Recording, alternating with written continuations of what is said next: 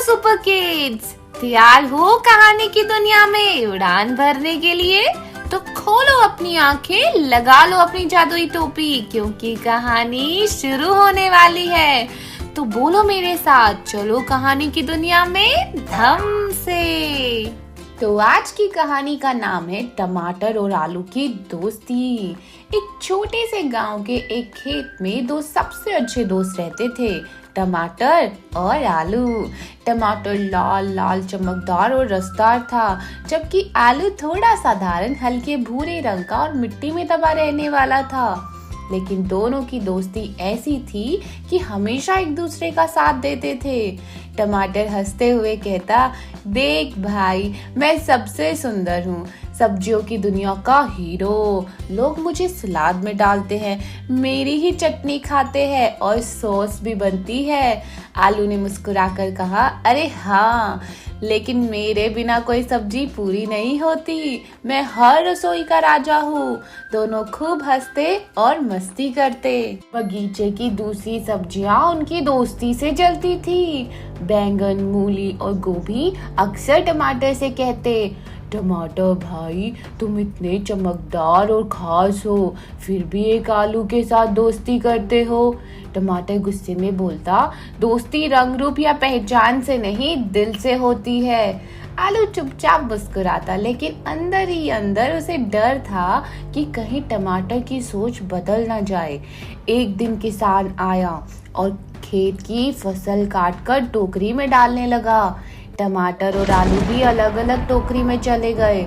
दोनों दुखी थे, पर उन्होंने एक दूसरे से वादा किया कि फिर मिलेंगे। लेकिन तकदीर ने उनके लिए कुछ और ही सोच रखा था। टमाटर को एक शानदार होटल में बेच दिया गया, जहाँ उसे एक महंगी पिज्जा टॉपिंग बनने के लिए चुना गया। अब वो बहुत खुश था। उसने सोचा, अब मैं सबसे अलग और बड़ा बन जाऊंगा। जबकि आलू एक ठेले पर बिकने चला गया। होटल में टमाटर की मुलाकात किचन में पनीर से हुई। एकदम मुलायम, चमकदार और शाही अंदाज वाला। टमाटर पनीर पर फिदा हो गया। वाह, तुम इतने सफेद और रॉयल लगते हो, टमाटर ने कहा। पनीर ने मुस्कुराते हुए जवाब दिया, तुम कितने लाल और खूबसूरत हो, हम दोनों साथ में बहुत अच्छी डिश बन सकते हैं, पनीर बटर मसाला। टमाटर को लगा उसकी जगह अब आलू के साथ नहीं, बल्कि पनीर के साथ है। धीरे धीरे वो आलू को भूनने लगा, लेकिन शिमला मिर्च और धनिये को ये नई दोस्ती पसंद नहीं आई। होटल में टमाटर को एक शानदार डिश में डाला जाने वाला था, लेकिन तभी शिमला मिर्च और धनिये ने तरकीब लगाई।